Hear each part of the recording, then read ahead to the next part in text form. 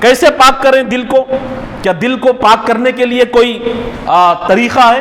انشاءاللہ وہ ذرائع کا میں بعد میں ذکر کروں گا، لیکن میں پہلے آپ کو یہ بتاؤں کہ دل کو پاک کیا کرنا ہے، آخر دل میں وہ کون سی چیزیں ہیں جن کو پاک کرنا ضروری ہو جاتا ہے۔ تو قرآن میں ایک جگہ اللہ تعالیٰ نے فرمایا کہ فی قلوبہم مرض فزادہم اللہ مرضا، اللہ نے ایک مقام پر اس کا ذکر کیا کہ ان کے دلوں میں ایک بیماری ہے جسے اللہ تعالیٰ نے اور بھی زیادہ بڑھا دیا ہے۔ ٹھیک ہے، یہ کس کے لیے کہی گئی وہ بات الگ ہے، لیکن دل میں بہت ساری بیماریاں جنم لے لیتی ہیں، دل میں بہت ساری بیماریاں پیدا ہو جاتی ہیں۔ تو مرض کا جو لفظ قرآن حکیم میں ہے وہ دو معنوں میں استعمال ہوا ہے، ایک ہے کینہ و حسد کے معنی میں، اور دوسرے نفاق کے معنی میں۔ تو یہ دو ایسی بیماریاں ہیں جو اکثر دل کے اندر پیدا ہو جاتی ہیں۔ تو یہاں پر ہم دیکھیں کہ تطہیر قلب سے مراد دل کا کینہ و حسد سے پاک ہو جانا ہے، نفاق کی بیماری سے شفایاب ہو جانا ہے، اور گناہ کی آلودگی کا دور ہو جانا ہے، کردار کی کجی رفع ہو جانا، توبہ و اصلاح احوال سے دلوں کی پاکیزگی ہو جانا، اور انسان کا نیکی و تقوی کی راہ پر گامزن ہو جانا، اور دلوں سے میل اور قدرتوں کا دور ہو جانا وغیرہ ہے۔ تو یہ جو دل کی آلائشیں ہیں، یہ جو بیماریاں دل کے اندر پیدا ہو جاتی ہیں، کینہ، حسد، بغض اور دوسری بیماریاں جیسے کہ نفاق ہے، تو یہ ساری بیماریاں دل کے اندر جو پیدا ہوتی ہیں، اگر اس کو پاک نہیں کیا جائے گا، اگر وہ چیزیں انسان کے دل کے اندر پنپتی رہیں گی، اس کو دور کرنے، اس کو ختم کرنے کی کوشش نہیں ہوگی، تو پھر انسان نہیں رہتا ہے بلکہ حیوان بن جاتا ہے، اور وہ انسان کی جو آخرت کی زندگی ہے اس کی ناکامی کا بھی ذریعہ بن جاتا ہے۔ تو ایک مومن کے لیے بالعموم اور تحریکی افراد کے لیے بالخصوص تطہیر قلب کی اہمیت اور زیادہ بڑھ جاتی ہے۔ تو دل کو ان تمام آلائشوں سے، دل کو ان تمام بیماریوں سے پاک کرنے کی کوشش ہونی چاہیے۔ اس لیے کہ ایک حدیث کے اندر اللہ کے رسول صلی اللہ علیہ وسلم نے یہ بات ارشاد فرمائی کہ جب کوئی بندے مومن غلطی کرتا ہے، گناہ کرتا ہے، تو اس کے دل پر ایک نقطہ لگ جاتا ہے، ایک کالا دھبا اس کے دل کے اوپر بیٹھ جاتا ہے۔ اگر وہ اس لیول پر اپنے گناہ کو جان کر، اپنے گناہ کا احساس کر کے توبہ کر لیتا ہے کہ اللہ مجھ سے یہ گناہ ہو گیا، تو پھر وہ دھبا مٹ جاتا ہے۔ لیکن اگر کوئی بندے مومن دل پر اس سیاہ نقطہ پڑنے کے بعد اپنے قلب کی تطہیر نہیں کرے گا، اب آ جائے گا یہاں تک کہ اس کا پورا دل سیاہ ہو جاتا ہے، پورا دل کالا ہو جاتا ہے، پھر اللہ تبارک و تعالیٰ اس کو ہدایت کی توفیق نہیں دیتا ہے۔ تو جیسے ہی دل کے اندر کوئی برائی پیدا ہو جائے، کوئی نقص پیدا ہو جائے، کوئی اس طرح کا نفاق پیدا ہو جائے، تو اولین کوشش یہ ہو کہ ہم اپنے دل کی تطہیر کریں، اپنے دل کو پاک کریں۔ تو یہ دراصل تطہیر قلب کے لیے ضروری ہے کہ ہم اپنے نفس کا جائزہ لیتے رہیں، اپنے قلب کا جائزہ لیتے رہیں، اور ان برائیوں کو، ان ساری خرابیوں کو، ان سارے امراض کو جو دل کے اندر پیدا ہوتے ہیں اس کو دور کرنے کی کوشش کریں۔ تو معزز سامعین، اللہ تعالیٰ نے جو قلب ہم کو دیا ہے، اس قلب کے بہت سارے افعال ہیں، اور آدمی کا دل، اگر آدمی دل سے صحیح کام نہ لے، اندھا بہرا بن کر غلط راستے پر چل پڑے، تو اس کی زندگی غفلت کی زندگی ہے، اور غفلت کی زندگی جانوروں سے بدتر زندگی ہے، اور آخرت کو تباہ کرنے والی ہے۔ دیکھیے، اللہ تعالیٰ نے دل ہمیں صرف اس لیے نہیں دیا کہ وہ خون کو پمپ کرے اور ہم کھاتے پیتے مزے سے جیسی چاہے زندگی گزار لیں، بلکہ اللہ تعالیٰ نے ہمیں دل اس لیے دیا تاکہ ہمارے فکر و عمل کا صحیح رخ متعین ہو، ہم اپنی زندگی کے لیے اس فکر کو اور اس عمل کو ہم متعین کریں کہ جس کے ذریعے ہم جنت یا جہنم کے مستحق بن سکیں۔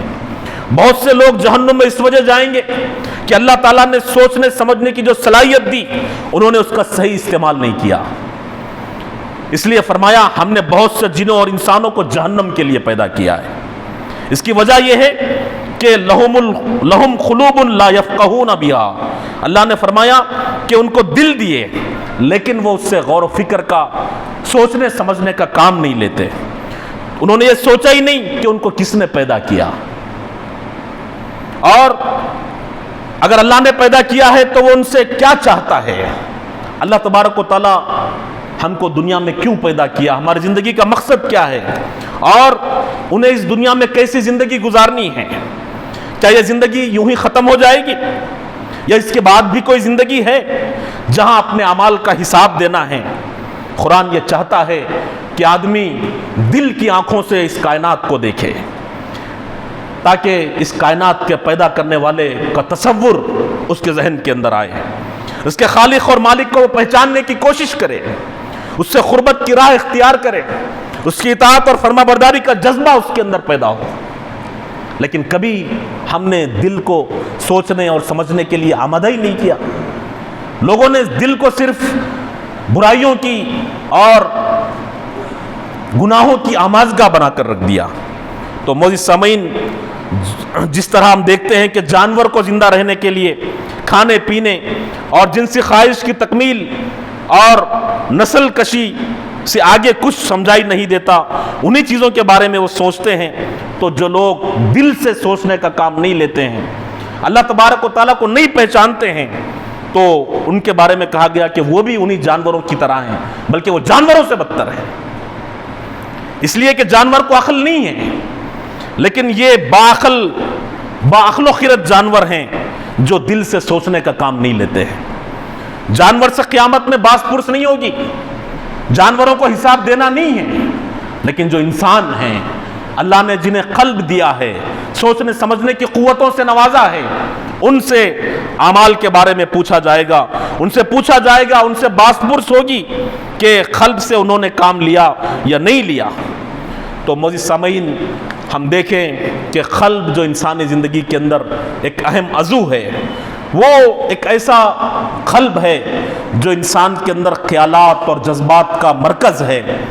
انسان کے قلب کے اندر ہی صحیح اور غلط افکار اور جذبات عمل پرورش پاتے ہیں، اسی میں توحید خالص کا عقیدہ جاگزیں ہوتا ہے، اللہ تعالیٰ کی عبادت اور اطاعت کا جذبہ ابھرتا ہے، اور تقوی و طہارت کا رجحان نشو و نما پاتا ہے۔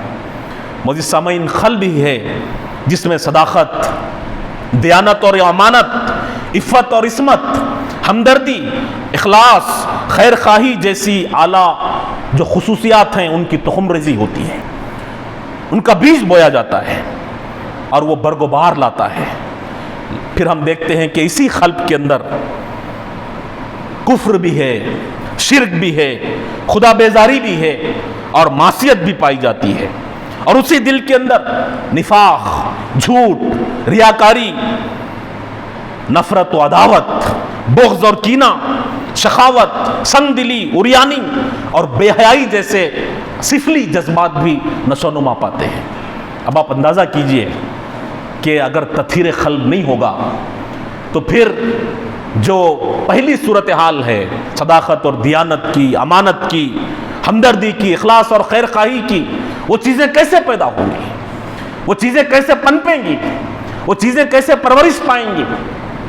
تو ہم تطہیر قلب کے لیے ہمیشہ متوجہ رہیں اور اپنے قلب کو ان تمام بہترین اوصاف کی آماجگاہ بنانے کی ہم کوشش کریں، اور جو امراض ہیں، جو نفاق ہے دل کے اندر پیدا ہونے والا، اور جو دوسرے جذبات جس کا میں نے ابھی ذکر کیا، ان چیزوں سے اپنے دل کو پاک کرنے کے لیے تطہیر قلب کے عمل کو ہم انجام دیں۔